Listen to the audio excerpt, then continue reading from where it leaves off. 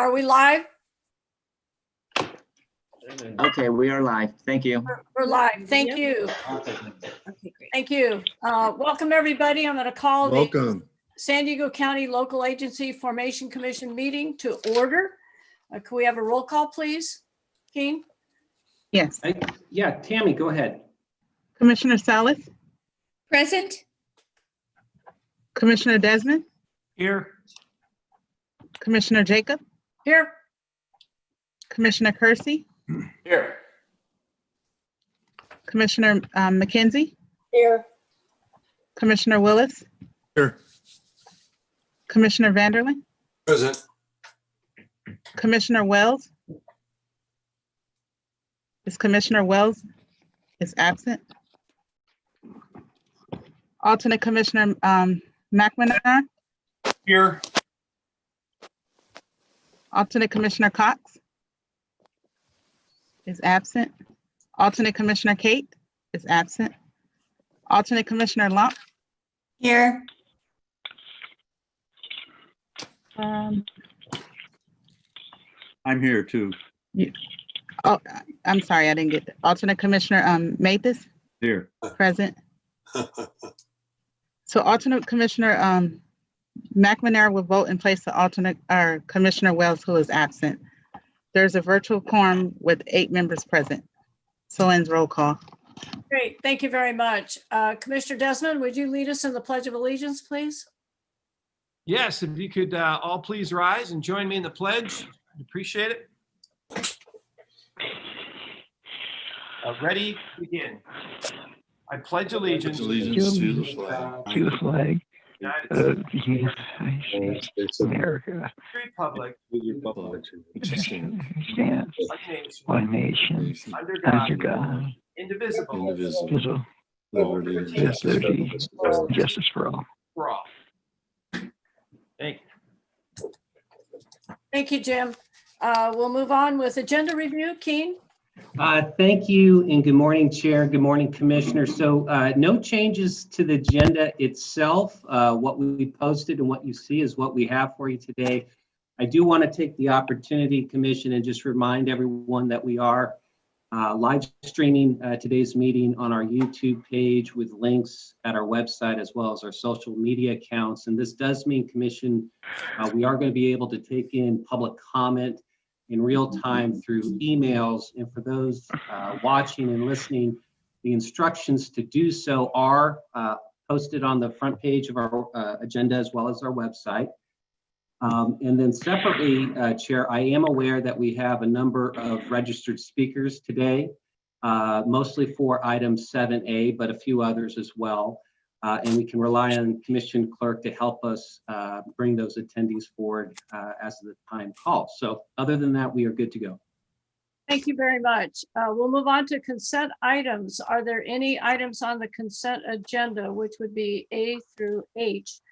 Actually, Madam Chair, if I could just ask that we check in with the Commission Clerk if there are any general public comments at this time.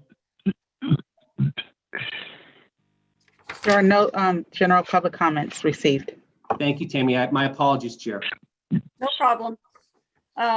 Consent items. Any items the commissioners want to pull off the consent agenda? I'll move. I just want to, Keen, will we have an update on the Palomar Tri-City? Not today, Chair Willis. Okay. Okay, we're on the consent calendar. That's 5A through H. Are there any I'll move items? approval. I heard a motion. Is there a second? Second. There's a second. Any discussion? Second. There are 2 seconds. Could I hear 3? What Okay, happened? we have a motion in 2 seconds. Could we have a roll call vote, please? Madam Chair, I apologize. Who made the motion? That, I think that was, yeah, Commissioner Desmond, and I heard Commissioner Salas and seconding. Thank you. Commissioner Vanderlyn, Yes. Commissioner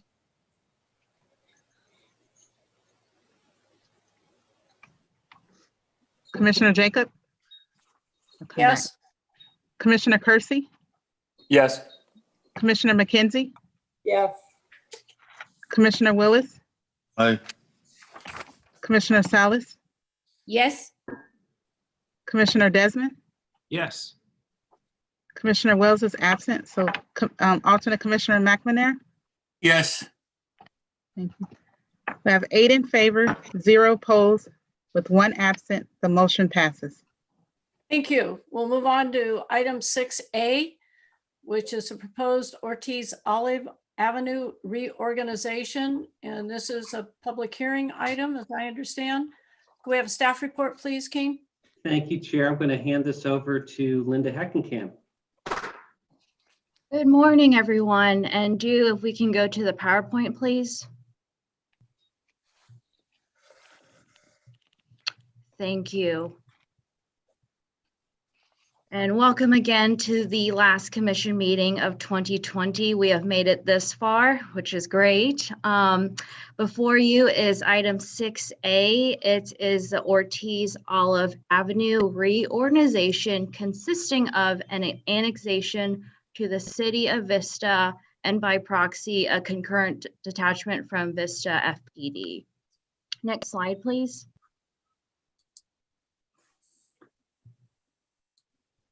And if we can make it full screen. Perfect, thank you so much.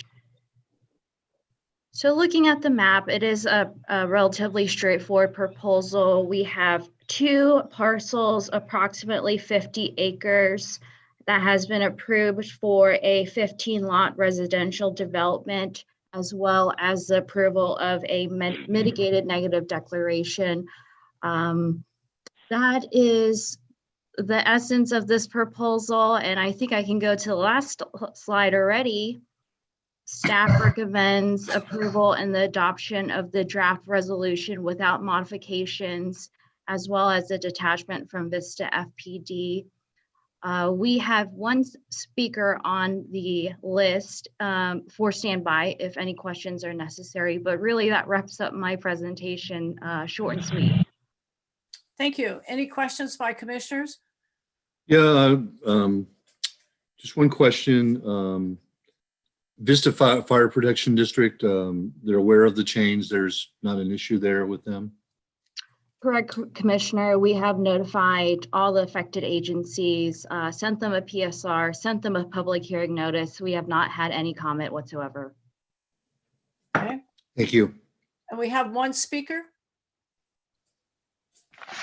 Yes, Madam Chair, we have Rod Bradley. Okay. Does the speaker want to speak or just answer questions? Give the speaker an opportunity to speak if you'd like.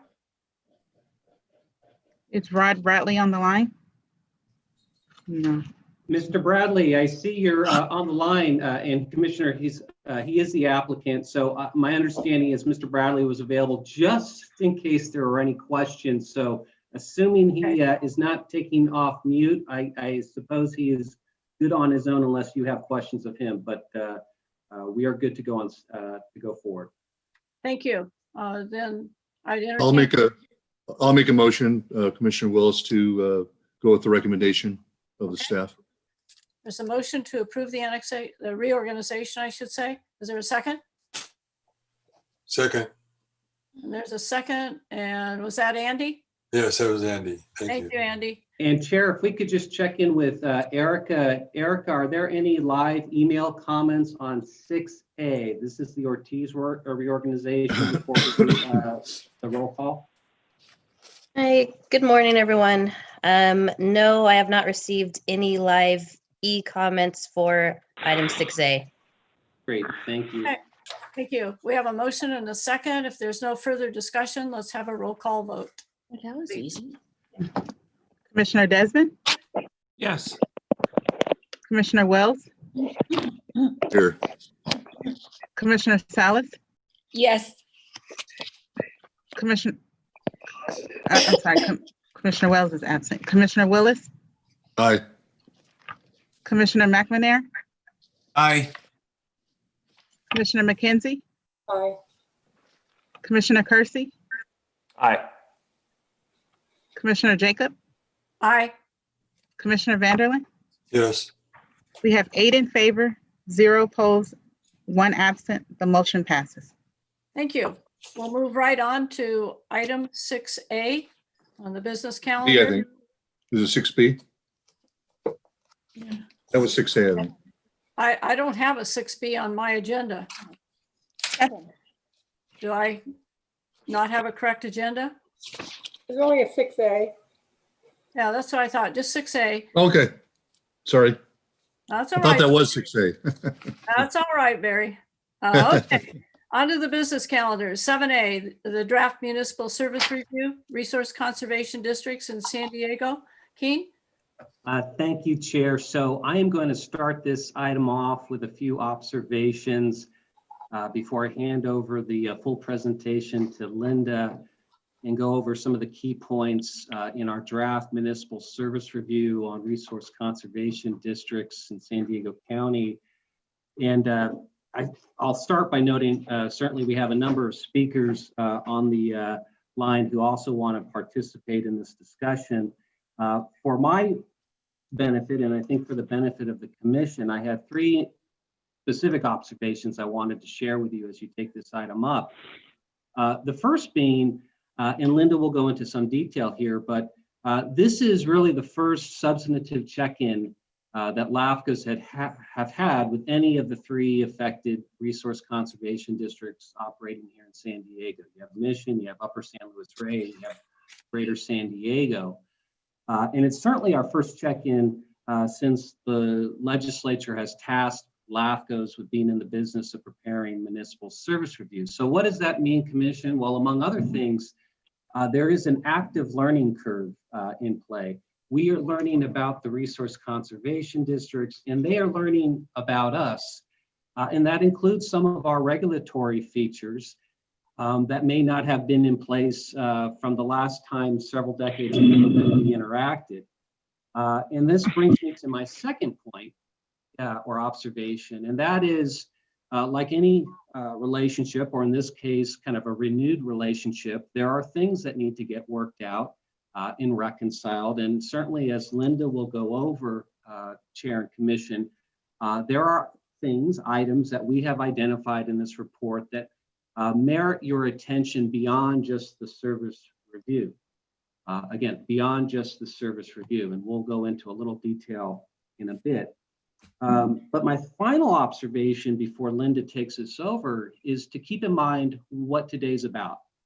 Today is about staff presenting you a draft report that takes our first and best step out of the gate in summarizing what these 3 agencies do relative to your growth management interest. It is for discussion and feedback, and the threshold that we're asking the commission to consider today is, do you believe that it is in sufficient form for you to green light the next step, which is to go out for a formal public review and comment period with whatever direction you may have for us in terms of additional analysis. So with that framing, I'm going to turn this over to Linda to go over what the report says and some of the key findings. And then I think Chair will have some comments from the affected parties in just a bit. Linda. Executive Officer, good morning again, Commissioners. Here before you, we have the LAFCO's first ever draft on the resource conservation districts in San Diego County. And if due, again, can bring up the full presentation, that'd be great.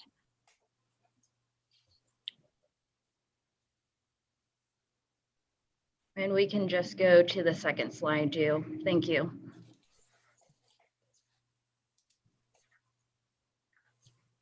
And before I dive into the details of the MSR, let's look at the evolution of RCDs in the US, in California, and then at a local level.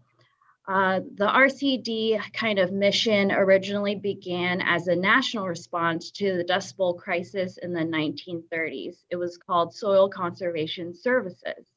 In the late 30s, soil conservation districts emerged at the state level.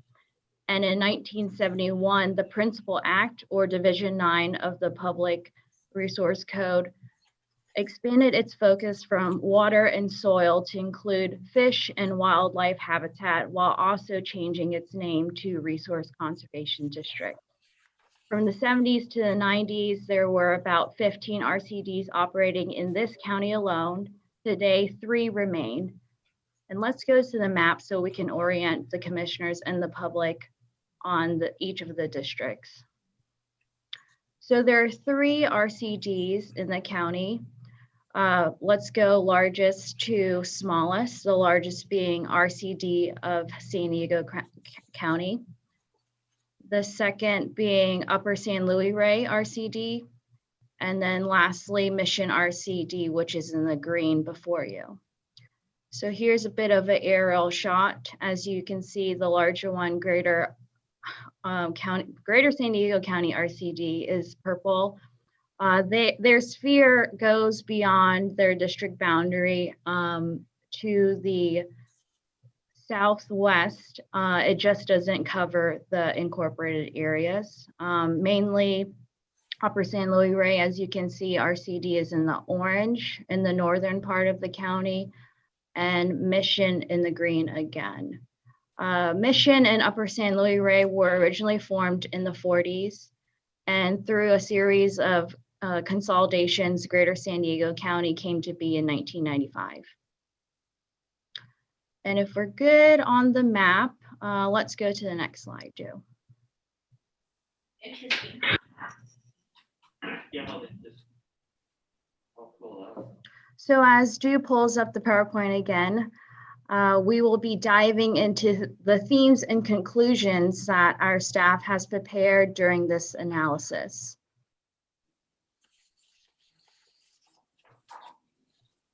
And starting with number 1, as Keen stated before, this is the first ever MSR completed on the resource conservation districts in San Diego County.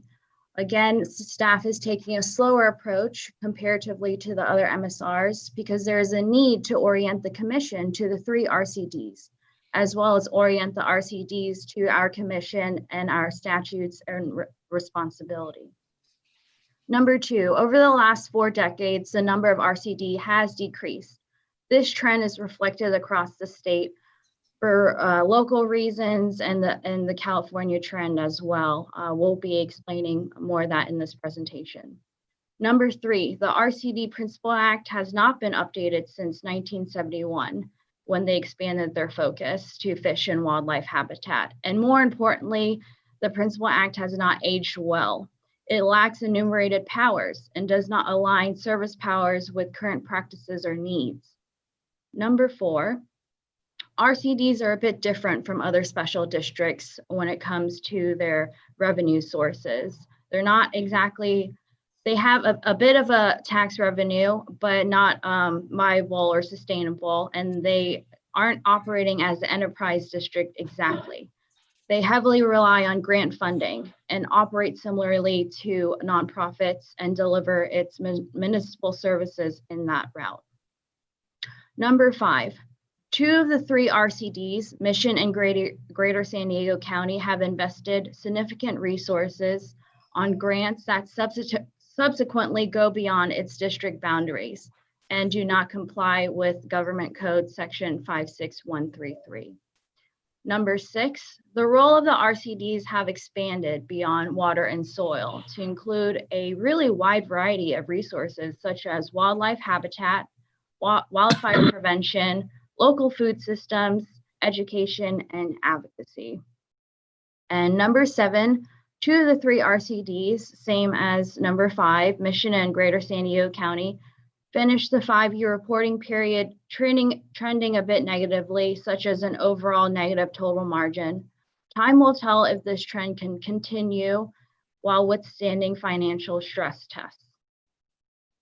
And then lastly, number 8, the introductory role of this MSR, along with the need to sync services and boundaries, suggests more analysis with the RCD needs to be done before any sort of reorganization can even be considered. Those are our themes, and we can go to the next slide, Joe. And I'm breezing through this, but of course, stop me if you have any questions, and we'll be taking questions at the end. These are the notable recommendations, and I'll start with number 1. They're either directed at LAFCO itself or the affected agencies or even stakeholders. Again, number 1, LAFCO should prepare regular reviews on the resource conservation function, as it is a municipal service. And really, it's under the authority of the CKH, Cortese-Knox-Hertzberg Act, and supports indirectly or directly logical and orderly growth. Number 2, LAFCO to work with the RCDs to develop performance measures and to incorporate in future reviews or organizations. Number 3, LAFCO to work with stakeholders and local legislatures to propose a comprehensive update of the RCD Act. Like we talked a little bit before, it's a bit outdated. Number 4, the RCD should voluntarily aim to align services with its jurisdictional boundaries. And next slide, do. Number 5, the RCDs are reminded to obtain LAFCO approval or confirmation of exemption before providing services outside its boundaries. Number 6, the county to consider expanding its permit process to include the RCD reviews of erosion and sediment control plans. And moving on to the last 2, LAFCO to expand upon our baseline information in this MSR and provide a quantified assessment in the next MSR or for any future possible reorganization options. And lastly, LAFCO to update the spheres with no changes, as for the reasons we've talked about. More analysis needs to be done. And I kind of breezed through that. I apologize if it's a bit quick, but we do have a lot of speakers that definitely can chime in. This wraps up the staff presentation part. We would also like to thank each RCT for dedicating their time and resources during this MSR collaboration. I know it's been a lengthier one and definitely more research heavy than we, I guess, have in the past, because this is the first baseline. But we'd also like to thank the California Association of RCDs for their help, as well as Cal LAFCO, and we had 2 RCD consultants help as well. So again, there are numerous registered speakers on the line for discussion, and staff can take questions as well. Thank you. Thank you, Linda. Are there any questions by commissioners before we go to the speakers? I just want to make one comment. I think if you ask the general public at large, are you familiar with RCDs?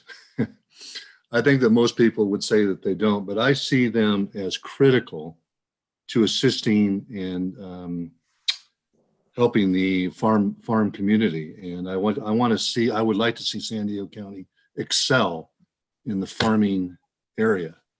And there's a lot of factors that go into that. So I just want to make a comment that I see what RCDs is very critical. That's just a comment.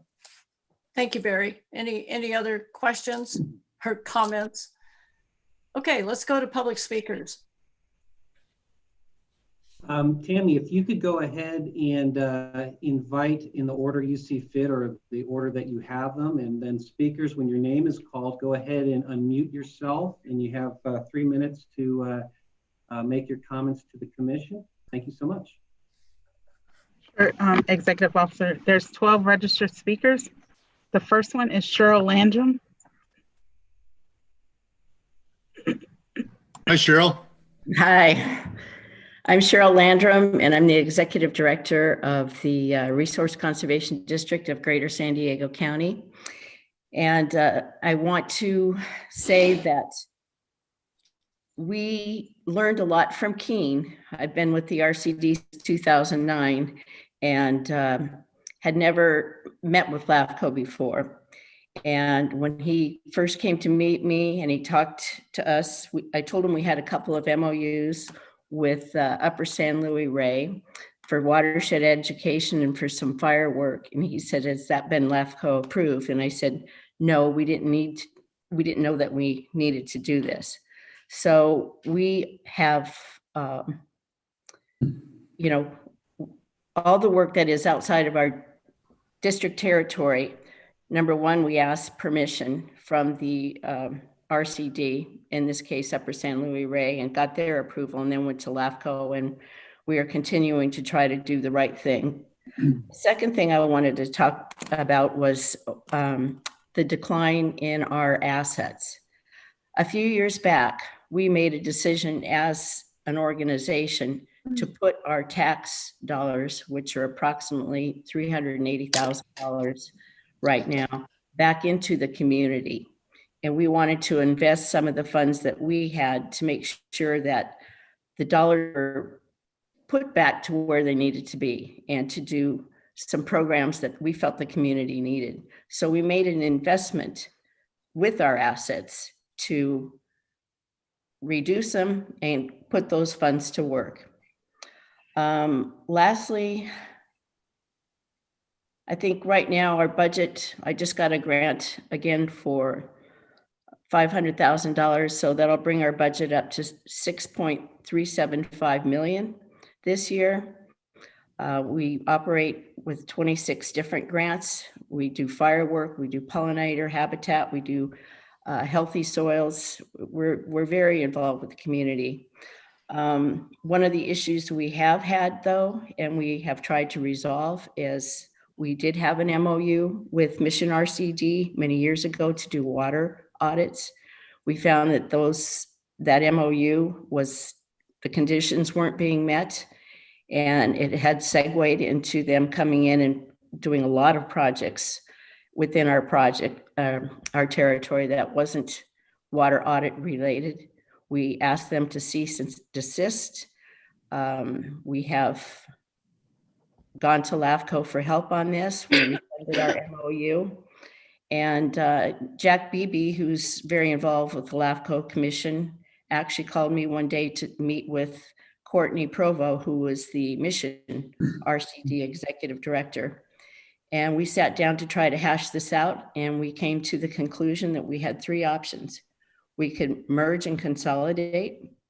We could have another MOU, which my board wouldn't have gone for, or we could just step aside and let LAFCO figure this out.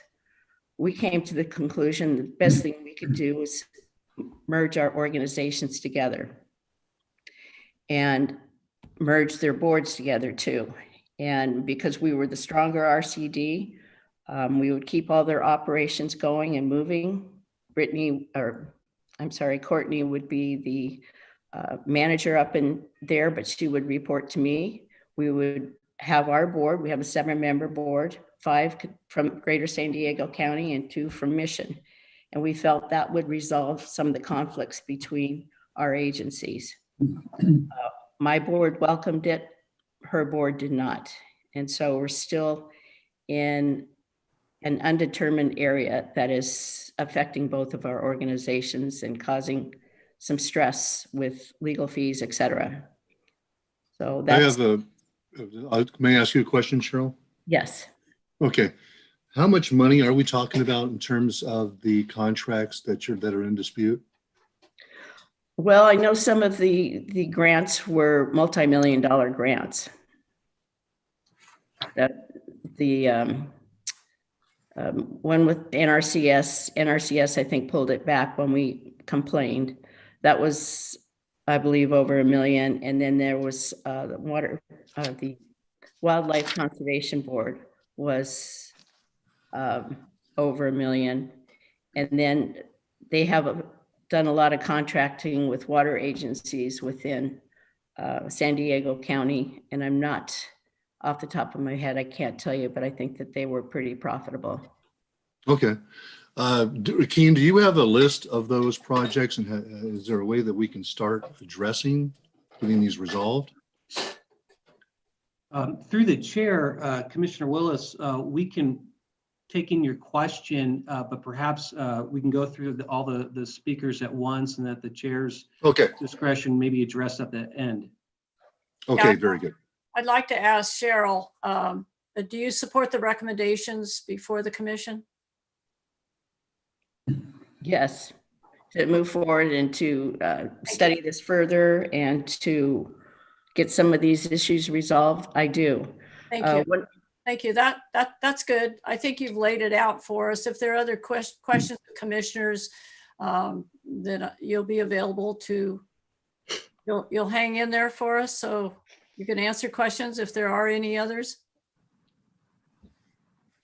Okay, let's proceed with the other speakers, please.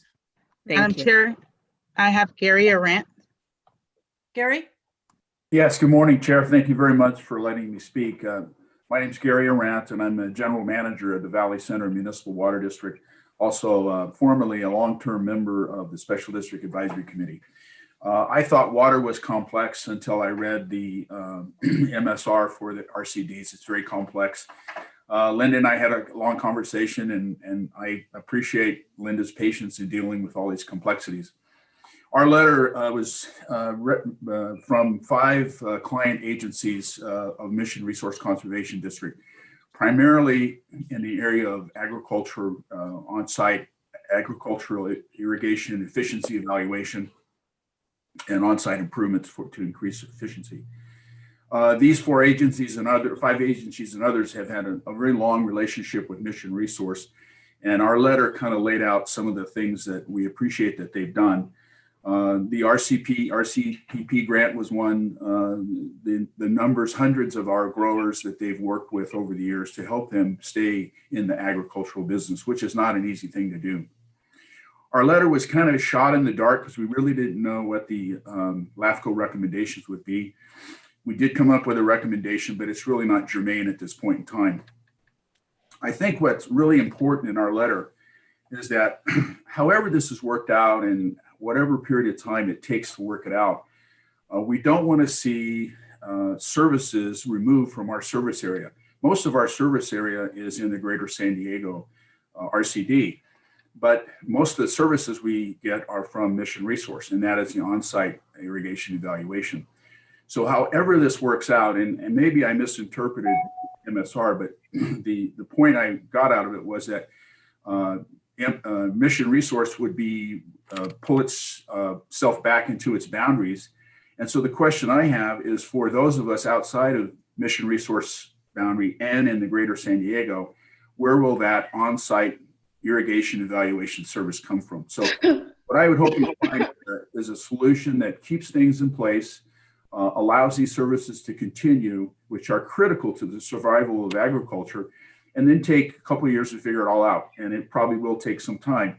But all the services the MRCDs, the RCDs provide are very important, and they need to stay intact. So that's our recommendation.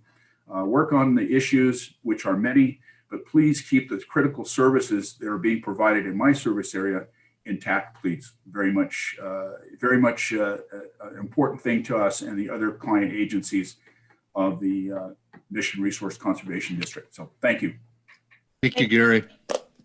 Thank you, Gary. What I'd like to do with each of the speakers, both their testimony and any questions, have those referred back to staff and have those incorporated into the follow-up and the recommendations so that we have a comprehensive look at it. I think, Linda, you've done a really good job, but there's more I think that speakers are going to add to this conversation. So let's go to the next speaker, please.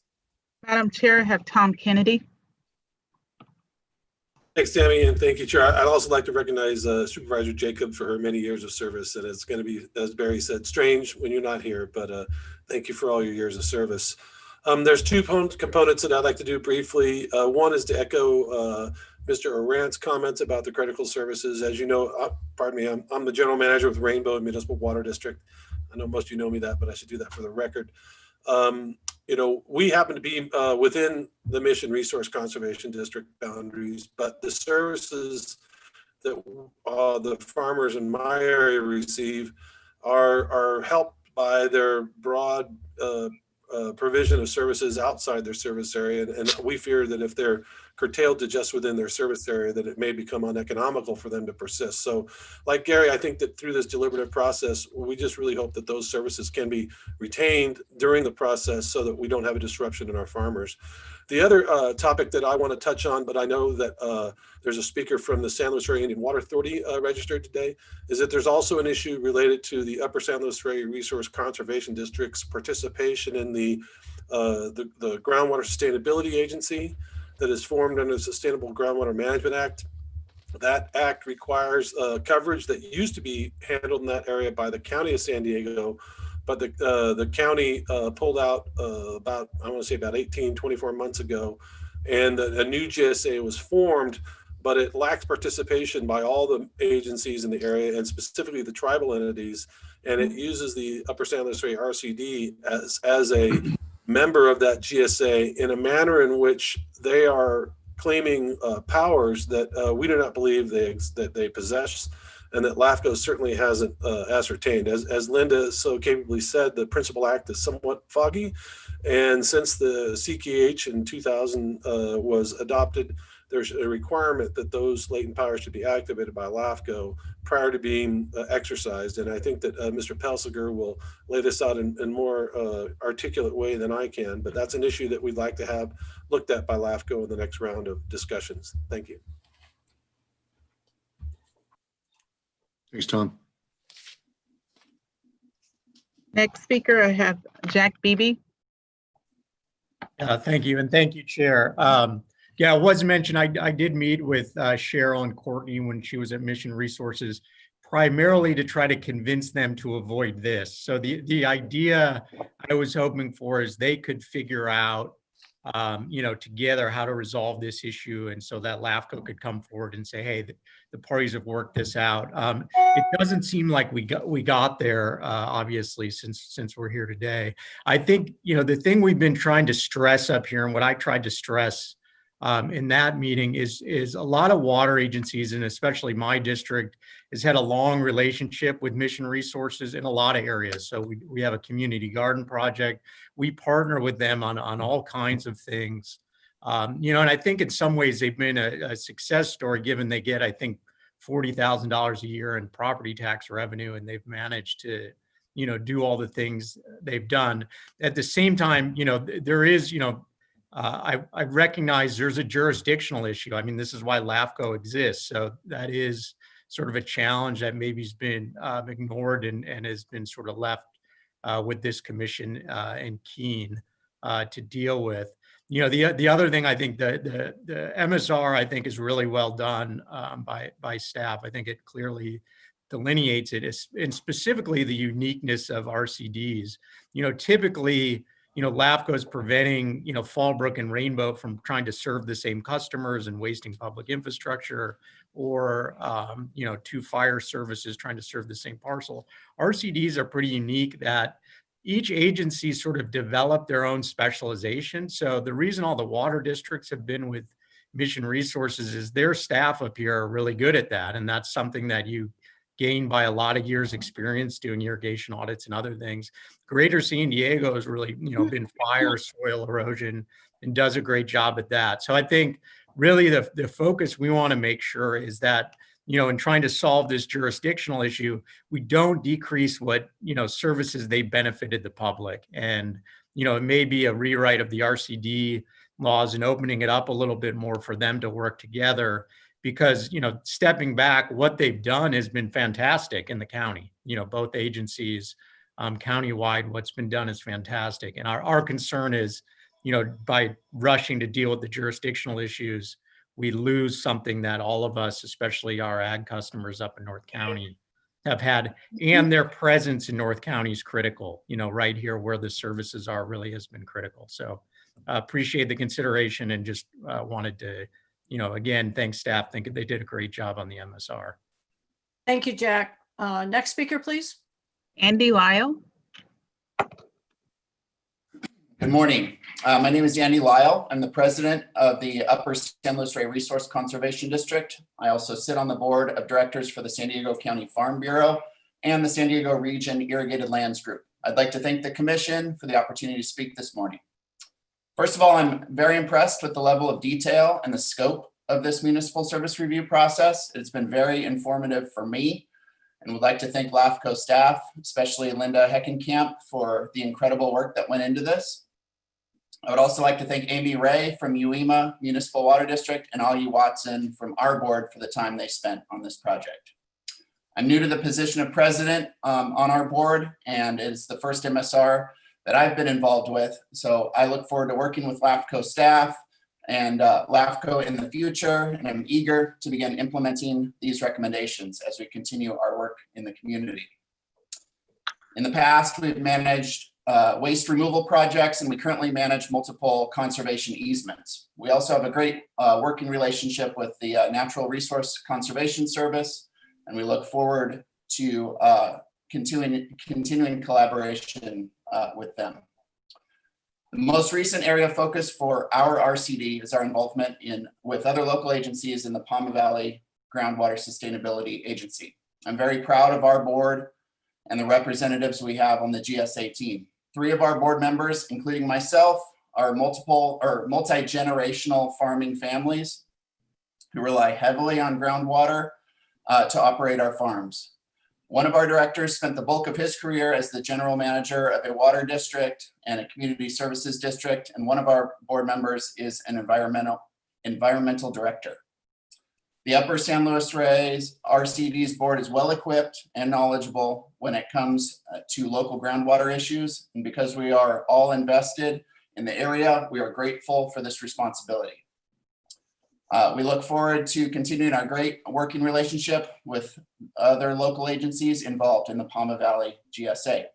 Again, I would like to thank the commission and staff for this review and recommendations. I believe this will lead to greater effectiveness for the RCDs in our county. I fully support the approach of a purposeful pause at this time. I believe this is the appropriate next step. Thank you again for giving me the time to speak this morning. Thank you, Andy. Next speaker, please. Donald Butts. Good morning, Commission. I'm Don Butts. I'm the board president of the Resource Conservation District. Our district is in support of the municipal service review process of the Resource Conservation Districts located in San Diego County. And as this is our district's first MSR, we're looking forward to participating and contributing during the public review and comment period. Part of this input will be highlighting the unique work that RCDs accomplish with very minimal revenue from tax base and no fiscal support from the state of California's Department of Conservation. Having said that, though, as you've heard other districts, our district has leveraged approximately the $380,000 to bring $6 million worth of grant funds to us. That's a return on investment of $16 for every $1 of tax. So we tried to be as effective and as efficient as possible. RCDs have their roots in soil and water conservation. And from those early days, all RCDs have expanded to the role in conservation to protect natural resources and address other resource concerns. In our district, for example, we've expanded into watershed conservation, wildlife enhancement, wildland fire protection, and agricultural enhancements. Our district agrees with staff's conclusion that the principal act of RCDs, which is Division 9, is aging, outdated, and doesn't align services with the current needs in conservation practices. In fact, 2 years ago, myself and our executive director participated in an effort to refresh Division 9 through the California Association of Resource Conservation Districts. This effort was tabled, though, a year ago with the advent of the COVID and other pressing issues that the state had to deal with. We do understand that boundaries matter, and as a district, we'll be looking forward to working with the LAFCO staff to resolve this matter. The RCD of Greater San Diego has its beginnings in, as you heard, consolidations and mergers of organizations. So we're looking forward to continuing that effort and want to reassure our position is to make sure that the property owner, the farm owner, and the rancher aren't impacted by any of the processes of trying to create whatever the vision in the future has for us, but not impact them. We support a purposeful pause by LAFCO to address immediate needs to sync services and boundaries, as well as conduct further analysis and look at functional and or political consolidations. Again, as I said, the district's history and leadership participation in the consolidation of 11 predecessor RCDs into what we have today is an example of our commitment and our history of ensuring that the property owners and the citizens, our constituents' needs are met. I want to thank you, but I also want to emphasize one legal concern we do have in this process. As we're advised by our legal counsel, boundaries do matter because work done in our district, should it come to fault, ultimately the liability rests with our district. We could be named. So this is, I know we're trying to do this methodically and appropriately, but we also want to make sure we move with purpose because we do have a concern. There's a liability to us as a district, not only operating outside our area, but organizations operating in our area, fulfilling our mandates that can create a legal issue for us if it's not done appropriately or felt that it was done not in accordance with some of those provisions. I want to thank the commission for the opportunity to speak today and look forward to working with staff and the commission to resolve not only the boundary, but ensure that we have conservation for our county in the future. Thank you so much. Thank you, Don. Next speaker, please. I have Robert Pelsiger. Thank you. My name is Bob Pelsiger. I am a water attorney for the San Luis Rey Indian Water Authority and appreciate the opportunity to be able to address the commission. First of all, let me describe the San Luis Rey Indian Water Authority. The San Luis Rey Indian Water Authority is a sovereign tribal entity recognized by Congress and consists of 5 bands in the San Luis Rey Basin: La Jolla, Rincon, San Pasqual, Palma, and Pala bands of Mission Indians who formed the Indian Water Authority and whose governing board is comprised of members of the 5 bands. I'd like to follow up on some of the comments that Tom Kennedy specifically addressed, which concerns the formation of the Upper San Luis Rey groundwater basin. I don't want to take very much time. I don't have very much time, but I do want to bring to the commission's attention an important issue from the standpoint of the Indian Water Authority and the 5 bands. The Upper San Luis Rey groundwater basin is formed under the Sustainable Management Groundwater Act, which is a very important statute that California passed for the first time to regulate the use and abuse of groundwater throughout the state. Because of the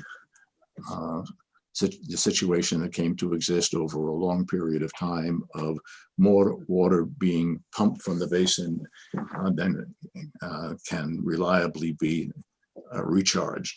And the San Luis Rey Basin is a medium priority basin under SGMA. The mechanism that California selected under the Sustainable Management Groundwater Act for addressing this longstanding problem of over reliance on groundwater and unsustainability of groundwater throughout the state is to form local groundwater sustainability agencies that would then be charged with carrying out implementing and planning groundwater sustainability plans. The 5 bands, or 4 of the 5 bands in the Upper San Luis Rey groundwater basin, all of them except San Pasqual overlie significant portions of the San Luis Rey groundwater basin and rely on the groundwater resources for their use and for their future development. Groundwater is, needless to say, an extraordinarily important resource for these 4 bands. The 4 bands together comprise just less than 40% of the land overlying the Upper San Luis Rey groundwater basins, which include the Palma Basin, Subbasin, and the Pala Subbasin. The primary issue that we have, the bands have tried to work with the local water districts to and to carrying out Sigma in the upper San Luis Rey groundwater basin. Unfortunately, we were not able to find a way for us to work together. And as it currently exists, the Groundwater Sustainability Agency that's been formed is comprised entirely of non-Indian water users. The tribes wanted to participate. The tribes offered $400,000 on a matching contribution to contribute to the Groundwater Sustainability Agency for the upper San Luis Basin. But as I said, unfortunately, we were not able to reach a consensus which was required in order to be able to carry out those functions. So the problem that we are pointing out to the attention of LAFCO is that the Resource Conservation District, the Upper San Luis Rey Resource Conservation District, is now a member of the Groundwater Sustainability Agency. It's an important member because its area covers a significant amount of the basin. And Sigma requires that an entire basin be covered by the Groundwater Sustainability Agency so that the Groundwater Sustainability Agency can develop and implement a plan for the entire basin.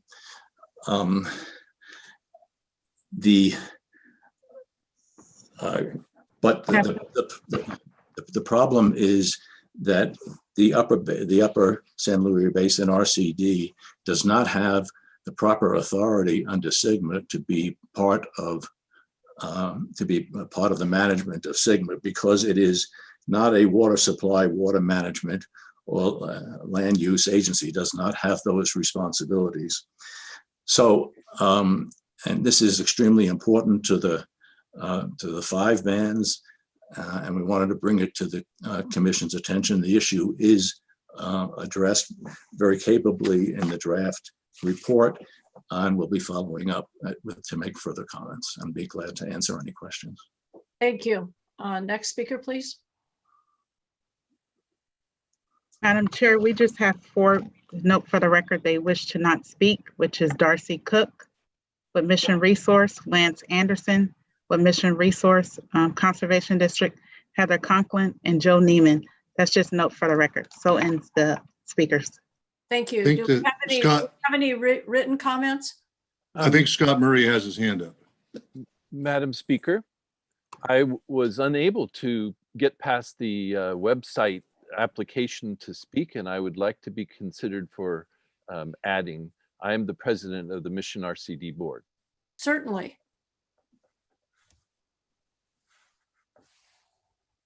If I might take a couple of minutes. Thank you very much. It's especially great to see one of your last meetings for all the years that we've served in the same public spheres. I will celebrate 29 years as an RCD director in February. I was 8 years on the board of Greater San Diego and served as chair for 5 years. I left that board when it decided that agriculture had no future in San Diego County, and the registrar of voters decided that the line crossed the street and my home was now in the district, and it was fortuitous. I have now served 20 years, almost 21, with Mission RCD. It has been the most exciting thing for a farmer to do, to get to taste this wonderful thing called government. It's a little daunting, but farming is actually more challenging than government most days. We have, we think of ourselves as the small guy who can do a lot. Our little district, when we look back to the fascinating time when the county consolidated all the districts into Greater San Diego, we wonder why that choice was made to put all of that into just one. And now, as the years have progressed, we worked very successfully for many, many years together. We were very surprised last year to find out that in a July meeting, our MOU had been canceled unilaterally and secretly, and only LAFCO was informed of that matter. It took us about 6 months to get that information forwarded to us.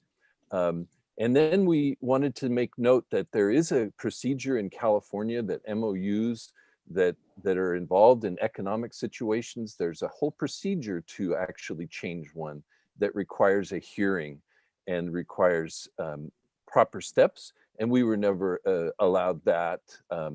However, the greatest concern for us is just continuing the service to our public.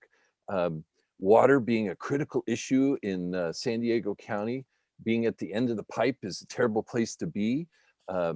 We have been working on water conservation and water use efficiency. Water conservation is critically important so people get more out of the water they do buy. And actually, irrigation efficiency, one of our big programs, is even more important for growers. We find that most growers in San Diego County that have asked for our services through the water districts are at about 55% efficiency in the use of their water, and that with simple repairs and updates, we can bring them up over 95% efficiency. We've been greatly excited by the changes in the RCD Act. Once we became RCDs, we were given more and more responsibilities. The RCDs in California punch way higher than the funding that they receive. Based on our tax base, the efficiency of our grants, we use our tax base about 45 to 1. And I love the raise that somebody suggested. Our tax base was $40,000, but it's actually more like $35,000. We're very thankful for those funds, and we continue to do amazing services for the public with this magical world of grants, which is changing constantly. But I realize that an updated Division 9 is definitely something that would benefit the state. I think the state is probably realizing, as we are here in San Diego, that resources are our last gold. If we diminish our resources beyond the ability for them to serve us, we are being foolish. And farmers here in San Diego County, of which I've been doing my work here for 47 years, we need more help. We absolutely need more help to do the best we can to feed this nation. San Diego County is often called the 7th largest agricultural county in the nation, but most of the citizens wouldn't even know that agriculture exists around them. And we look to continue in partnering with the public and with many agencies. We were able to work very successfully with the old board of Greater San Diego that assumed they did not want to go into water. We were encouraged by them to go into water and invited them with an MOU to serve agencies within their district. And we did this without asking for any of the tax base. We did this with our little tiny tax base, and they were able to accomplish the things that they've done with their tax base. I want to let the commission know that the importance of these resources is way beyond the words of the LAFCO Act. And I don't think it was the LAFCO Commission's intention to shut down services to the public in this last year, but they've done considerable amount in this program. I always believed that the LAFCO Act was meant to help benefit the population and the services by reducing redundancy and increasing efficiency. But I think that it's gone down a pathway that we have to pull it back. It's been over 20 years. We're getting our first municipal service review.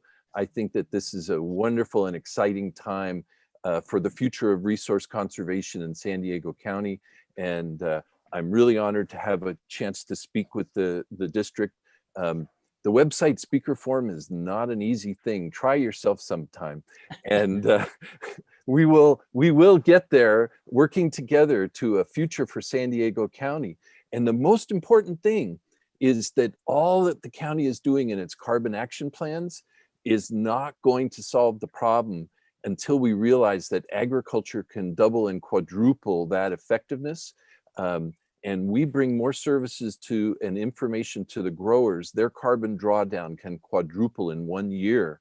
And we need to get that help to the atmosphere with our farmers here in San Diego County. Thank you for my time. Have a great day. Thank you for this process. We know that it will come out to be something wonderful for the public. Scott. Thank you, Scott. Thank you very much, Scott, and thank you for your many years of service. Much appreciated. Do we have any other speakers that had trouble getting online? Make sure everybody has a chance to speak. That's all I have, Madam Chair. I don't know if anyone else is on the line. Erica, do we have any, excuse me, Chair, I was just checking in with Erica. Do we have any live email comments on 7A?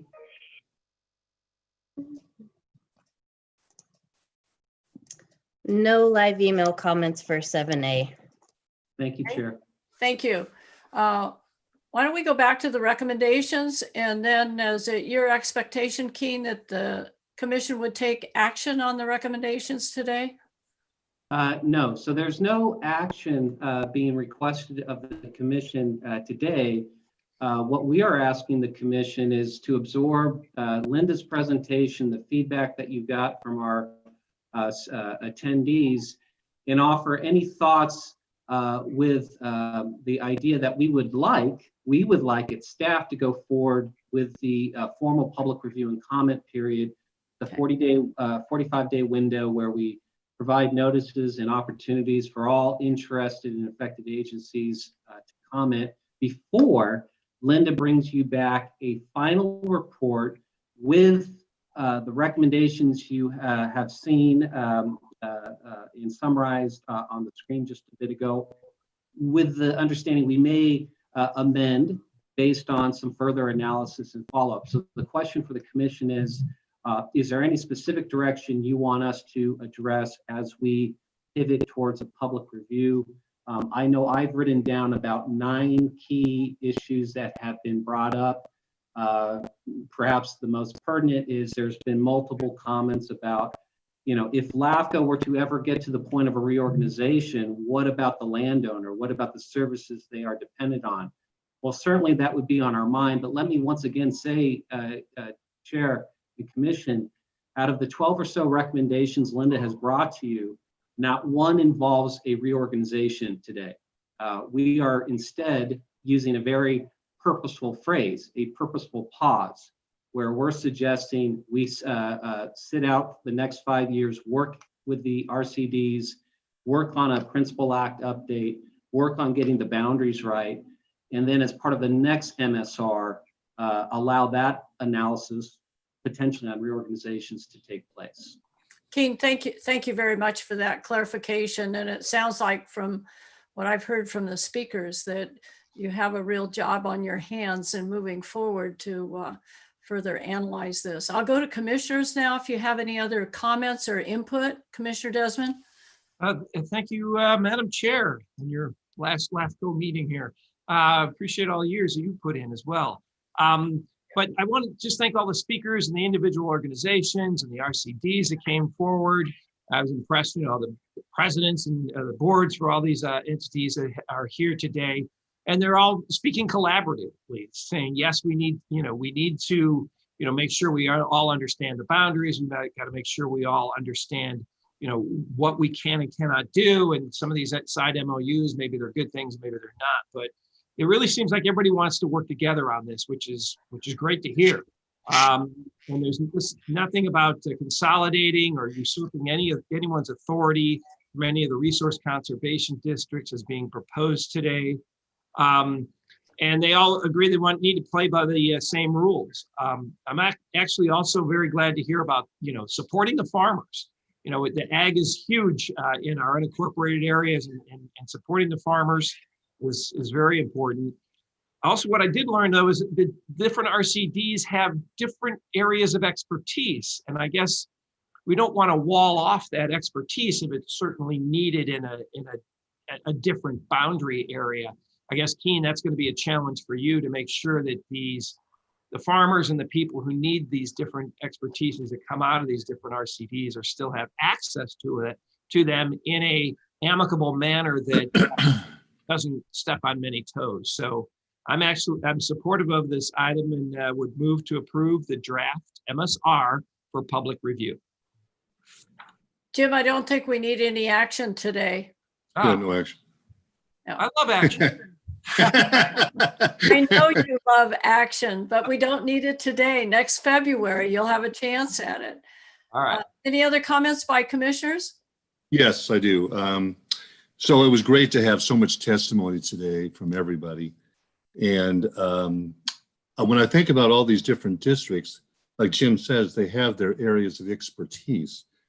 So when we talk about consolidation, my concern is each local district has their area of expertise. So just to say that's the end all answer is consolidation, I don't know that that's a strong argument.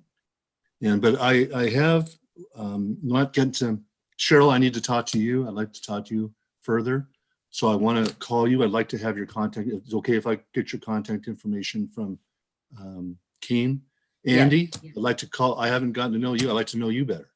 So I'd like to have your contact. And I know Don, but I need to talk to Don again. I always want to get more information rather than less. I want to hear all views so that as the special district representative, I'm representing everybody in an equitable way. And my concern is that each of these districts, Andy, you have your expertise. I want to hear more about what your expertise is, what farmers you help. Scott, I know that you've got farmers that you help a lot. So, and the greater San Diego RCD, Don, I know you've got a good explanation for what everything you do. I just get concerned that at the local level, that when we talk about consolidation, is everybody in agreement in that? And are we losing identity of a certain local district by doing that? So those are my concerns. Thank you, Barry. Anyone else? This is Joe. Are we talking about consolidation today? No. I thought it was just coming up with a baseline of what the 3 RCDs do and how they are presently operating, either according to LAFCO or according to their Division 9. And we have come to the conclusion that there is a disconnect. And we have a 100-page document here to absorb. And I'm amazed that LAFCO approved, or they confirmed, the sphere of influences without having done a previous baseline MSR. So as everyone has said in the staff report indicated, this is the first MSR. So all of this coming forth is basically new to the commissioners in that we haven't seen this before. And there's a lot to digest. And my comment is, listening to the speakers, they had a lot of good points. And LAFCO is proposing to bring this back to the commission in February. Just timing, we're running up to holidays, that it would maybe prudent if the commission would go along with having this come back in March. And that would give staff time in January to really do some more ferreting and massaging the final draft report. So I'm not dead set on having this come back right away in February. March would seem more of the timeline, because I think there's other issues that were brought up today that need to be addressed in the final document. But again, this is not talking about consolidation, as I understand it. That's coming up, maybe something that gets worked out in 5 years. Joe, that's the way I understand it too. There's no talk of consolidation. Keen, you want to confirm that? And then I would guess that if staff needs more time and not able to bring this back in February, that you come back to the commission and indicate that, Keen? Correct. No discussion of consolidation in this document. We are of the mindset to bring it back in February. However, if we bring it back in February, the commission could certainly hit pause and say we want more time. But that's certainly the call of the commission. Well, I would encourage those who spoke, to reach out to the LAFCO staff.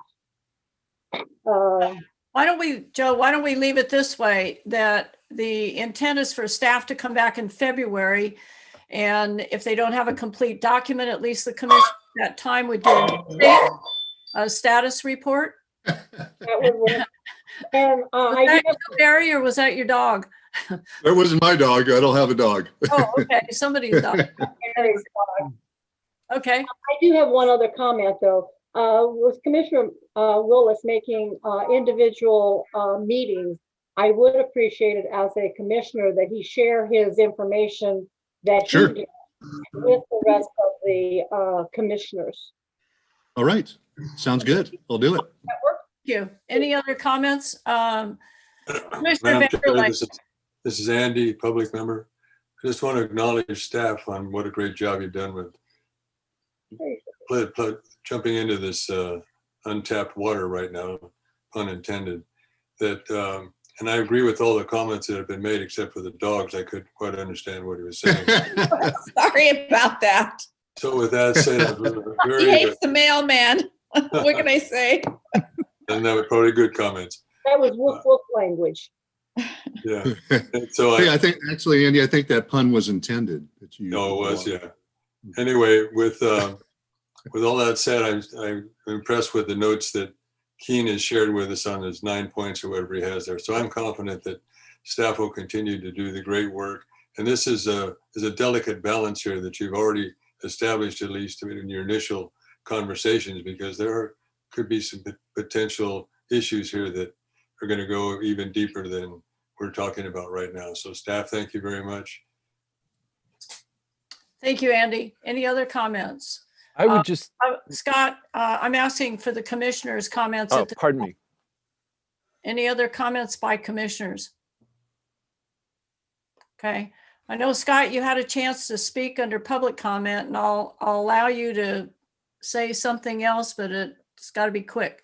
All I would like to do is to answer Joe. We do need 30 more days because the COVID situation now has closed down our activities and made it even more challenging to respond to the normal work. So if we could go to February, that would help our staff with our response. Thank you. Scott, I know that the commission is going to be working with all of the agencies, and I'd like to thank all of those that have participated today and will be participating in and to try to work together on this is very, very important. This will come back in February, if only for a status report before the commission, and then the commission could decide where to go forward with that at this time. This sounds to me like it's a lot more complicated than maybe initially we thought when we discussed this issue. So I would just urge everybody to work together, which you've indicated today. I think that's most important, and to try to resolve the issues on the table. LAFCO's job is to make sure that everybody is complying with the law.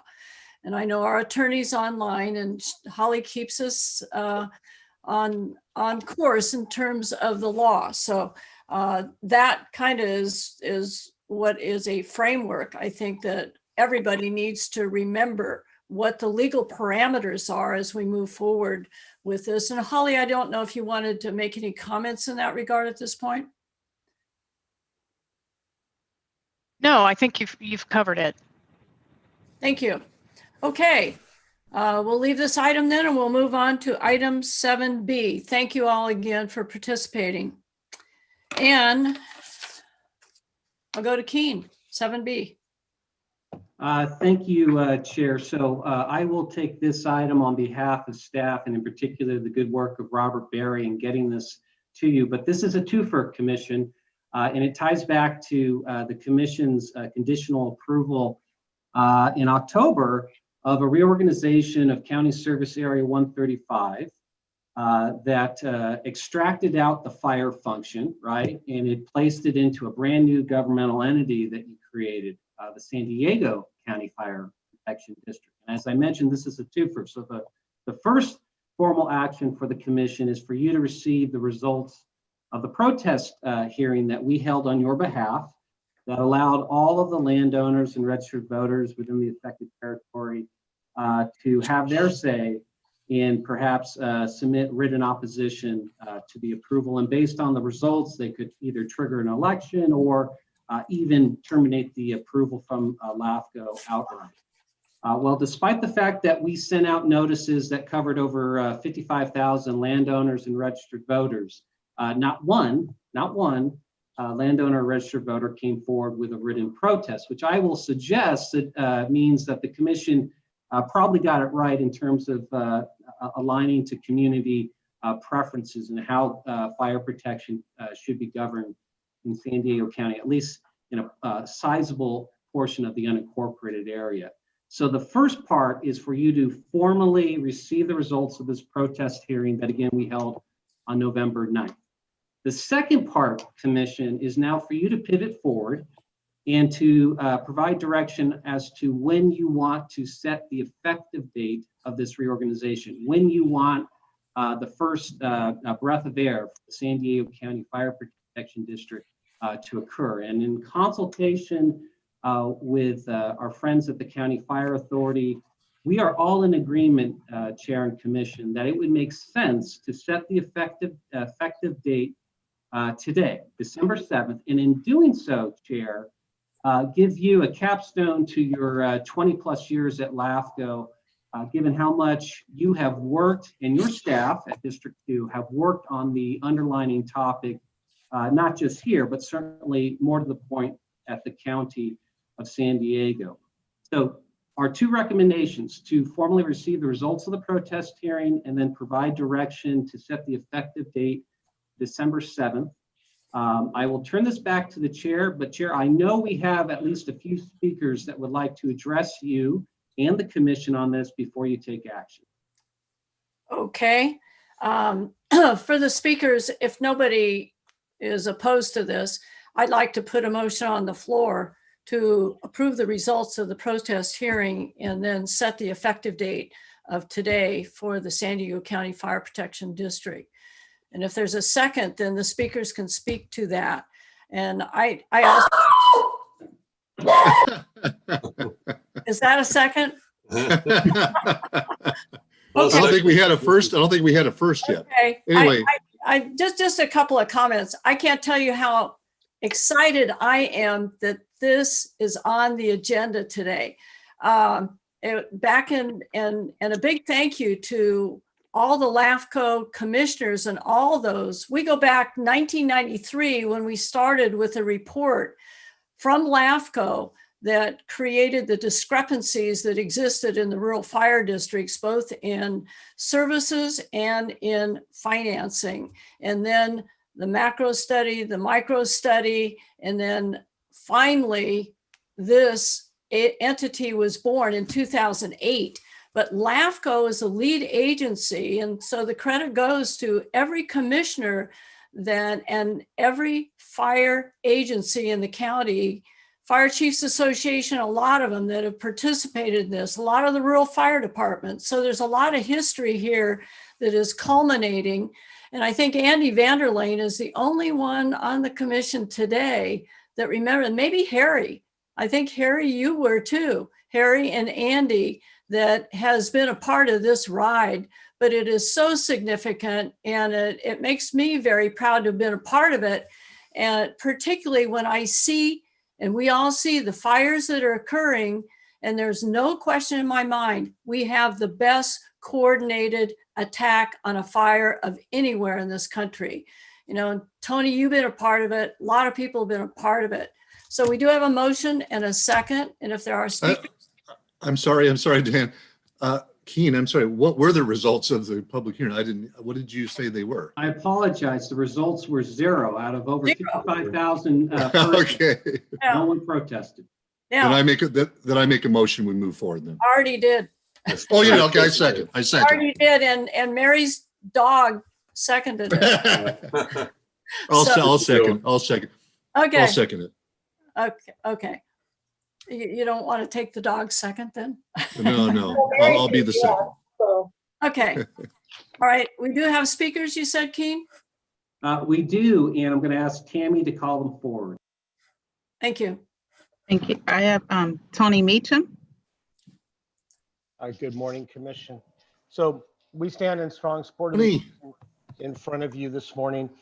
This is correcting a mistake that was made nearly 45 years ago in the 1970s when the county abandoned fire protection services, and certainly since 1993 has been working to address this. I want to thank all of the last LAFCO commissioners, but in particular, I want to take a moment of personal privilege and thank Supervisor Jacob. I have struggled for words to try and describe your role in this. It is without your drive, your oversight, and your passion that I don't believe any of this would have occurred. And I tell people all the time, you are truly the real fire chief of the county fire district as we know it today. And I think the simplistic way to end this is what you've always stood for, and that is serving your district. 20,107 times last year, somebody called 911. And Wow. the result of that was high-level, paramedic-level care that was provided across 1.5 million acres. Many of those areas where previously people would call and nobody would come. And a simple thank you does not seem enough, but thank you. And please know you have the admiration and respect of the nearly 850 employees who serve CAL FIRE and the County Fire Protection District. Thank you. Thank you, Tony. Those are very kind words. Does that mean I get a badge? Next speaker. You will get badge number 1. Herman Reddick. Good morning, everyone, commissioners. I would like to just thank all of the LAFCO Commission for your support now and in the past. Andy Vanderlyn and others that have been around for a long time. This is a tremendous step forward. I would especially like to thank Chair Jacob, because without your leadership and direction within the county and as well on the commission, I think we wouldn't be at this point right now. This is a tremendous step forward for the county and the district. And I'd just like to echo what Chief Meacham has said. You leaving the commission and leaving the Board of Supervisors, this will be a tremendous loss for us. You have continuously improved fire services in the unincorporated area, and you have transformed county government and have left a lasting impact on the region. So thank you all. Thank you. Herman, could you tell me what your position is? I didn't catch that. What's your position? I'm the director of the Fire Authority, soon to be the Fire Protection District. Okay, thank you. Thank you. Any other speakers? Madam Chair, just for the record, I have Joe Neiman, but he wished to not address the commission. Oh, thank you. Thank you. Chair, if I could just make a comment, I did have another speaker lined up today, but unfortunately a family issue came up. So Mike Ott was prepared to call in today and congratulate you on this accomplishment. Unfortunately, an item came up where he's now traveling to Arizona, but he did want to commend his or offer his accommodations to you in your sustained efforts on this topic. Well, thank you. This is not just about me, though. This is about a lot of people that have worked on this over the years. And I think Tony knows this. Back in the 70s, it's kind of ironic when the Board of Supervisors contracted with it was CDF at the time. It was $1 million contract for the entire unincorporated area. And it was the 2nd district supervisor at that time that recommended that the contract be terminated because it was too much money. So the county got out of the fire business at that time. And when I was elected, I felt that that was wrong. In fact, when I go back, I testified against it. I went to a Board of Supervisors hearing. Didn't do much good, did it? But the county is back in the fire business, and that's because of the help of a lot of people. And I appreciate all of the support through LAFCO and the commission and everyone that's played a part in this. This is a monumental day to have the San Diego County Fire Protection District in place, and we're back in the fire business big time. So thanks to all of you. So I'll call for the vote at this time. We have a motion and a second. Madam Chair, I have Commissioner Vanderlin, Yes. Commissioner Jacob, Yes. Commissioner Kersey, Yes. Commissioner McKenzie, Yes. Commissioner Willis, Aye. Commissioner Salas, Yes. Commissioner Desmond, Yes, congratulations, Diane. Great job. and alternate Commissioner McNamara. Yes. So I have 8 in favor, 0 opposed. There's 1 absent. The motion passes. Yeah, a round of applause. Yay. Okay, thank you That was all. great. Thank you, Diane. 7C is public member appointment. Very quickly on my end, Chair. So this item is detailed in the agenda report, and it is for the commission to take up one of 2 options that you have with respect to addressing the pending expiration of the public member's current 4-year term that will come to an end on the first Monday of May. And so, consistent with practice, December before that term expires, we come to you and advise that you have these 2 options. What say you? The first option is the commission can certainly go ahead and reappoint the incumbent, Andy Vanderlin, to a new 4-year term that would start in May of 2021 and extend through April 2025. We've noticed this item, so that can be accommodated.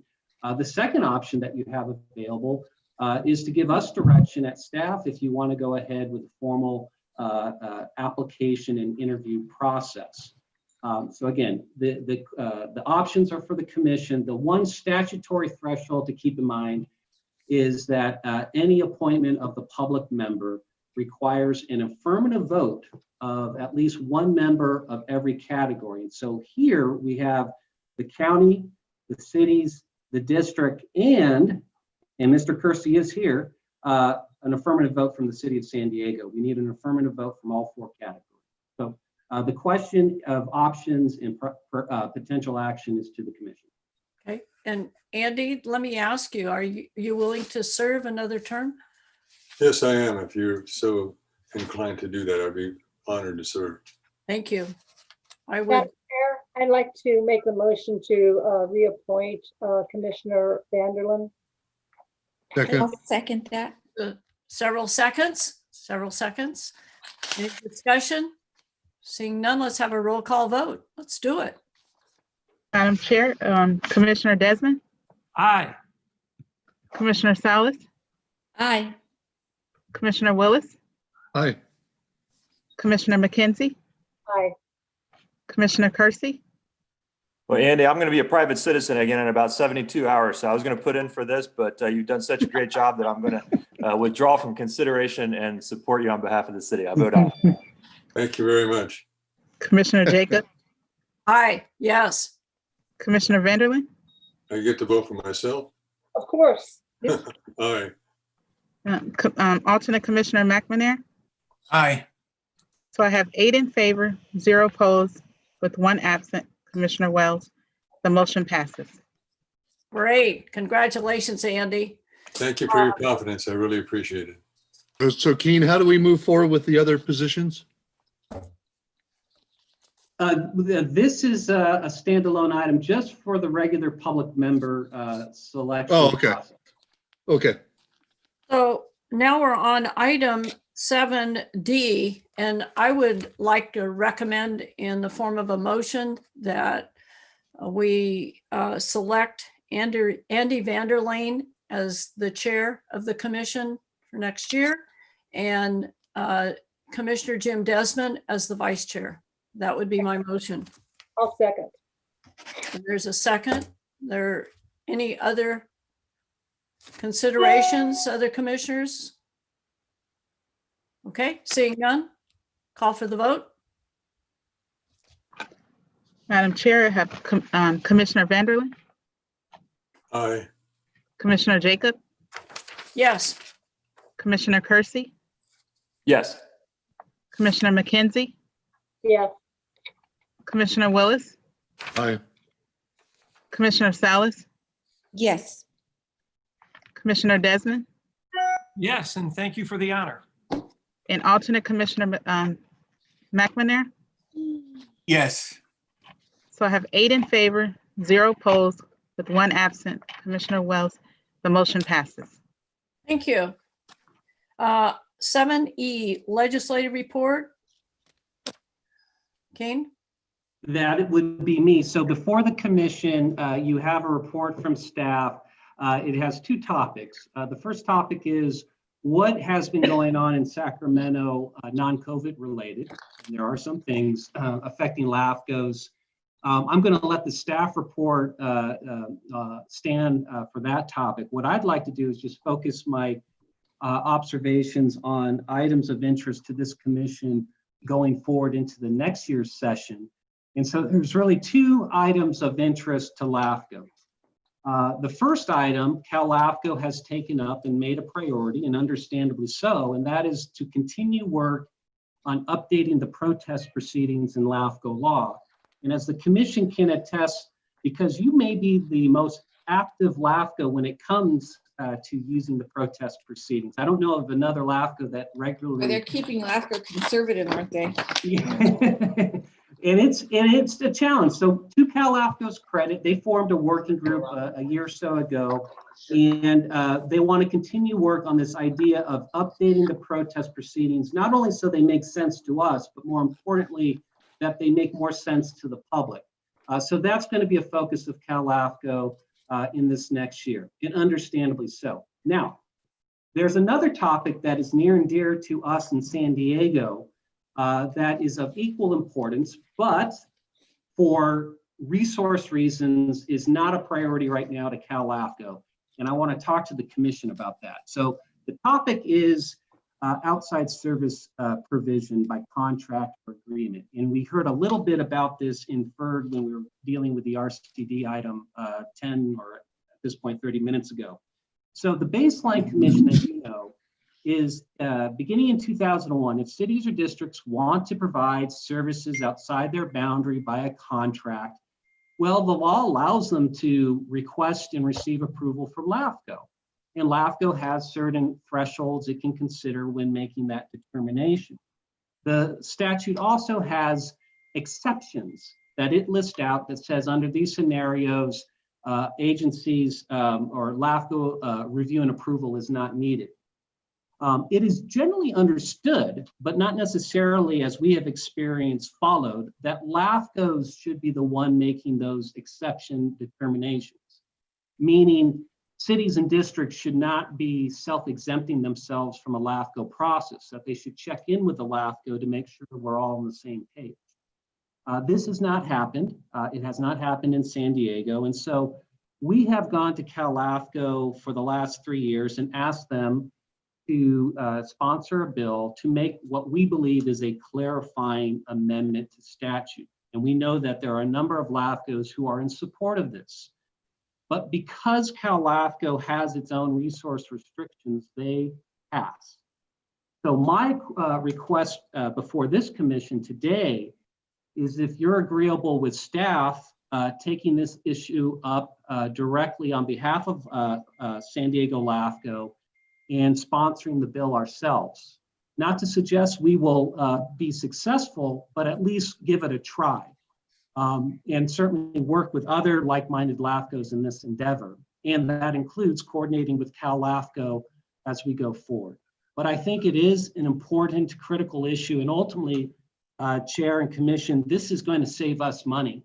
Because while we're not actively in litigation over these topics, we certainly spend a lot of council time writing letters and staff time trying to make sense of arrangements that perhaps could have been avoided in terms of their mistaken place had we had more upfront communications. So I view this as a cost savings measure for the benefit of all parties. So again, the request before the commission is that you authorize me as your executive officer to work on this legislation, do stakeholder outreach, ultimately find a sponsor, and certainly have check-ins with the commission as we go through these steps. And I would defer to Commissioners Vanderland and McKenzie if they'd like to add anything, because this has been a topic among our regional LAFCOs, and as most recently in a Keen, joint can that last I week. ask for clarification?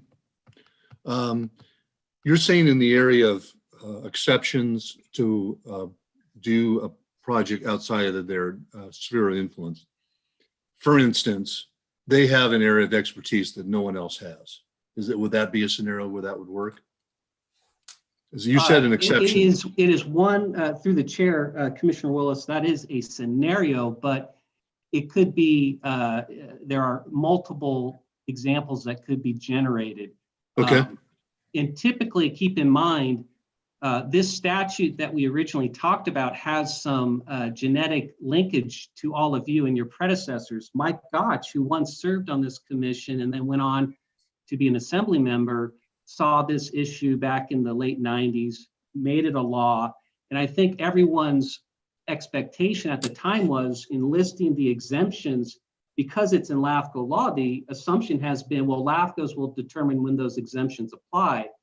I think as agencies have become more creative, they have taken some liberties with that, maybe in good faith, but nevertheless, it has left us in a position where we now spend money through council in trying to correct things that I think could have been avoided had this section, or if this section is just more explicit in saying you got to check in with LAFCO. So let me just clarify one more question. So what you're recommending is that yourself, Holly, Robert, Barry, that you come up with the language that would address these issues and come back to us with it? Through the chair. For legislation, for the state legislature? Yeah, and the proposal actually is very simple. It's an attachment to the staff report. And all it does is add a phrase when it says exemptions to this statute include, and we just want to insert the phrase as determined by the commission. Oh, okay. Well, Okay, short and sweet. I make a motion that we authorize you to do that. Okay, there's a motion, as Keen stated. Is there a second? Second. There's a Andy. second. Any further discussion? Well, let's have a vote. Madam Chair, Commissioner Desmond, Yes. Commissioner Salas, Yes. Commissioner Willis, Aye. Commissioner McKenzie, Aye. Commissioner Kersey, Yes. Commissioner Jacob, Yes. Commissioner Vanderland, Yes. Alternate Commissioner McNamara. Yes. So I have 8 in favor, 0 opposed, with 1 absent. Commissioner Wells, the motion passes. Great. Thank you, Commission. Okay, moving right along. Keen? Item So- number 8, I guess, is yours. It's not. Item 8 is mine, although it's certainly for the 3 of our commissioners that are walking out the door figuratively from LAFCO after today's meeting. And if you could bring up that picture. So Commissioners Cox, Kersey, and Jacob, you bring with you over 50 years of LAFCO experience, 2 of those years being from Mark Kersey. So we certainly appreciate those last 2 years. And I'll just start with Mark. Mark was nice enough to join us right in the midst of our Julian reorganization and got to see front and center what could be perhaps some of the more raucous hearings that this agency had. So good for you, Mark, to join us when that happened. But you have certainly been a friend to staff, giving us a lot of good input offline, and your attendance and participation at the meetings have been greatly appreciated.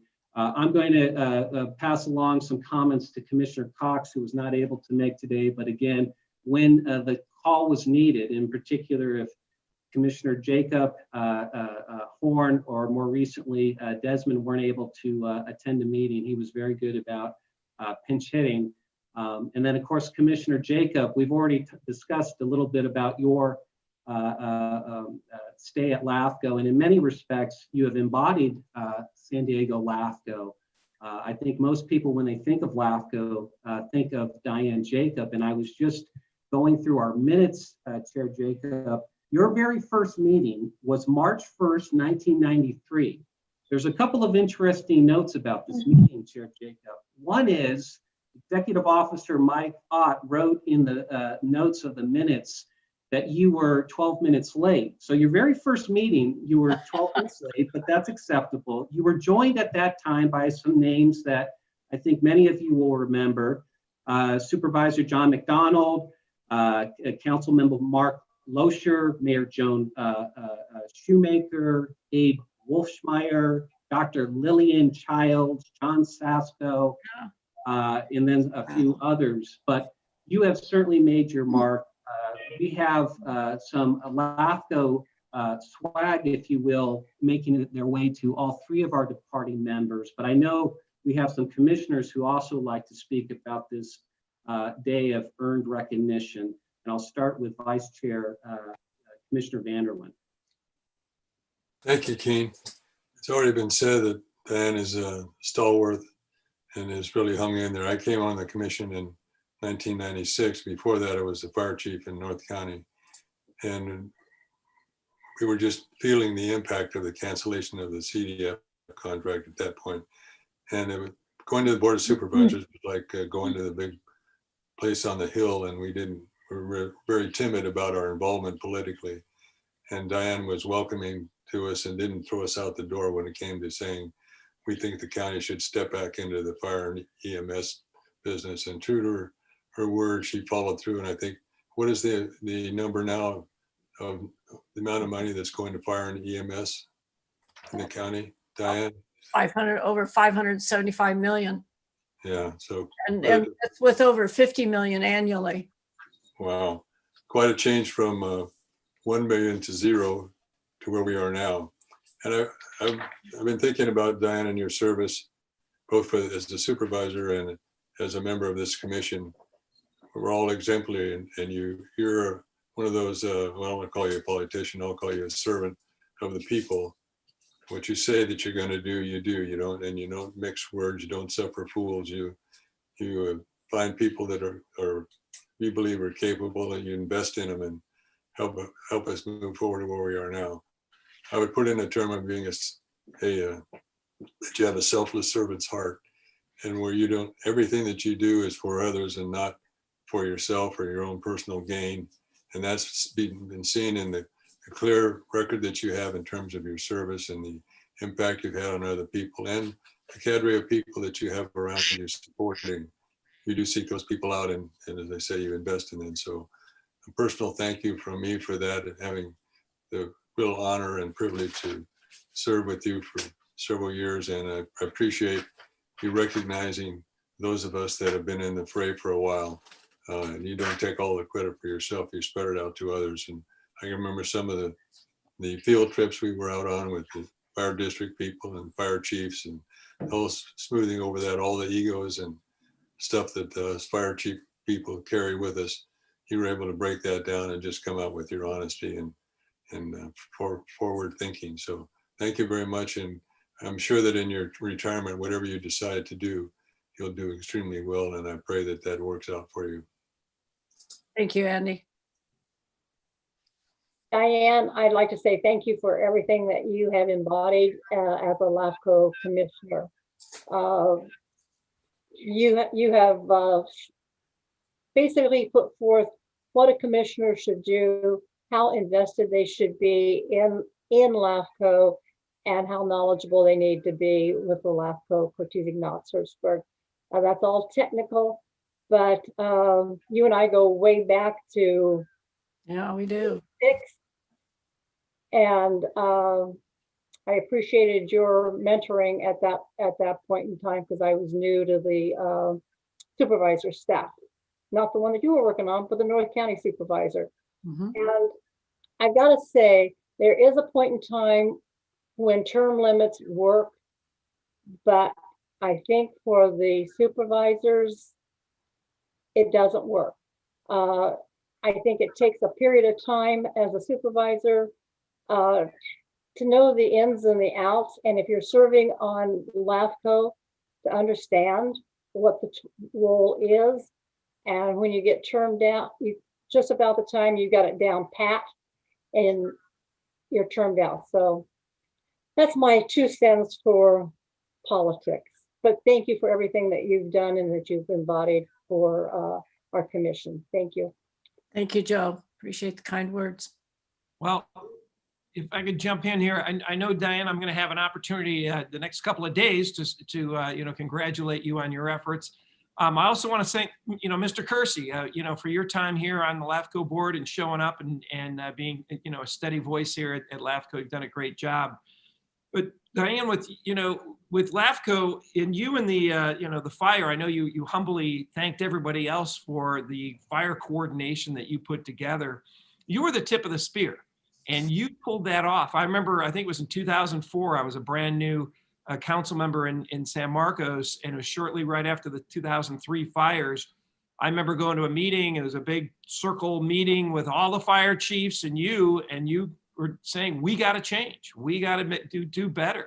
And, it took you 28 years, but it, better late than never. Yeah.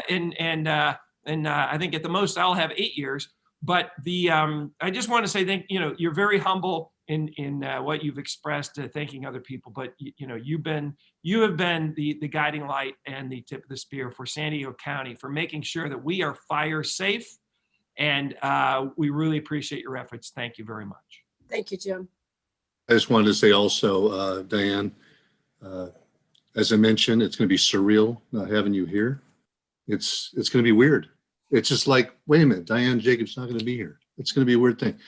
You and I go back to Santee Chamber of Commerce days, like I mentioned earlier, but I want to just share one story.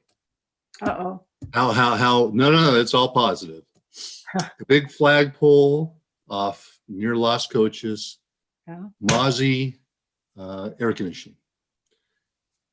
The guy there, one of the owners said, I cannot say enough about how Diane Jacob helped us get that flagpole.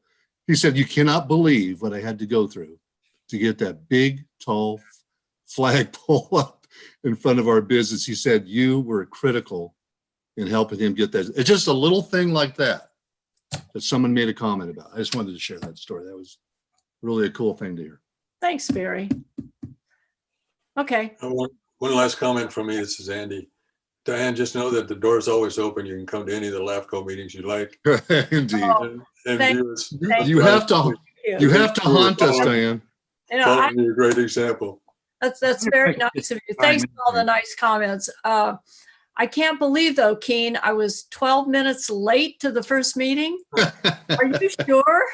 I'm looking at it and it might be memorialized in the gift. Oh my gosh. Anyway, thank you all. It's been a great honor. Diane, I wonder if I could just chime in here because of the long association you and I have. Of course, Harry. Just, when I was elected to the city council in November of '93, I began my first term with an appointment to LAFCO in early 1994. And you and I have served that. And when I left the council, I was really appreciative that I could come back to LAFCO and continue to serve as an alternate public member. But I just want you to know that how much I've admired you and the service you provided over your years. And also the pleasure I had working with you in Sandag when I was chairman of the MTS. And so I want to thank you, Diane, and it's been an honor and pleasure serving with you over all those years. Oh, thanks, Harry. Been a great run. Okay, let's move on. And I think you deserve a badge. I'm sure Tony will provide that. I guarantee you she will get badge #1 of the San Diego County Fire District. I was just kidding, but anyway. Does that mean I have to fight fires? No. Okay. Thank you all very much. Gosh, had I known to say all these nice things, I'd have left earlier. Item 9, our executive officer's report. Very quickly, Chair, for those who want to get a little more LAFCO into their day, Your ad hoc committee on the Fallbrook Rainbow reorganization will be meeting at 1:30 this afternoon. We are live streaming it on our YouTube page. And so we have that item. And last but not least, we were hoping to get our audit for the most recent fiscal year to you. COVID has slowed down our outside audit process, but I think in January, we'll have that for you. Other than that, we're good. Thank you. Great, thank you. Any commissioner announcements, requests for future agenda items? Could I just go ahead? Sorry, go ahead, Joe. I just have one. I attended several meetings for LAFCO and Cal LAFCO, but I just want to give a quick update on the Cal LAFCO Board of Directors meeting. That way I don't have to give Keen a written report on this one also. But it was basically going through the administrative over the first 3 or 4 or 5 items with approving the administrative and operational policies. I think as I reported, Pamela Miller, who has been the executive director for the last number of years, 5 years plus, was an independent contractor because of AB 5. Cal LAFCO's attorney looked at it and the board looked at it, and we decided to bite the bullet and create the position of employees, both for her and for the administrative assistant. So we looked then at the new budget that includes the paid staff, and we also then made board, or the chair made board appointments, and I was reappointed to the legislative committee. We also then looked at the legislative issues and policies, and that's the point in time that 56-133 came up, and because of COVID, the ombudsman statutes went by the wayside. So there were 4 of them that were proposed to go forward in 2020. They got put on hold, and it was a decision early on then that those same 4 would be carried over to the 2021 legislative year. So those are going forward.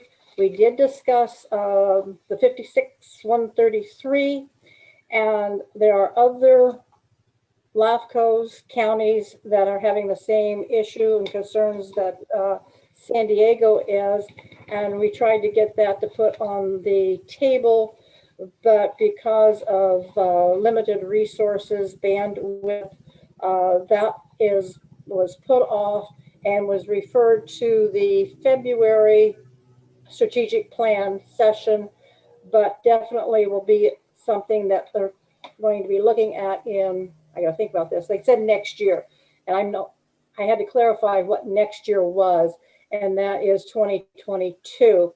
But one of the board members said that, and it's in the record, that to follow up, there was concern about litigation, and that Cal LAFCO, I wrote it verbatim, would support any lawsuit between now and then,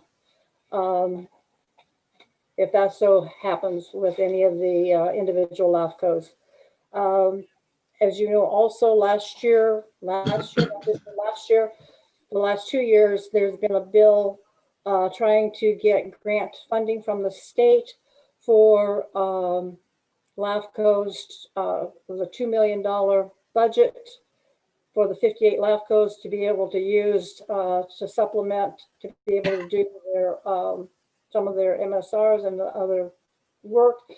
That has not been successful, and Cal LAFCO is not, if it goes forward this year again, Cal LAFCO will not be involved in pushing it through.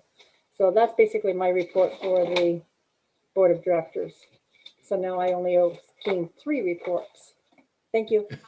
Thank you, Joe. Thanks, Joe. Very, Thank very you, Joe. good. Yeah. Any other I comments? just, we're all dealing with the COVID issue, and it seems like all we ever hear is negative, but I just wanted to emphasize again that our recovery rate of those that have, had closed cases, or Recovery rate is 97% across the board of those that have closed cases. It's when I first started looking at it, the recovery rate was 88%. So I see light at the end of the tunnel on this thing, even though we have had a bump in certain areas. I am looking forward to that light at the end of the tunnel. I'm tired of this COVID thing. I'm sure you all are too. And the population of California of those that died is 0.0005 of the population that have died. So I think that we just need to keep our eye on that light at the end of the tunnel. Thank you. Thank you, Barry. It's not a train. Any other comments? I have one other comment. Came up at the Southern California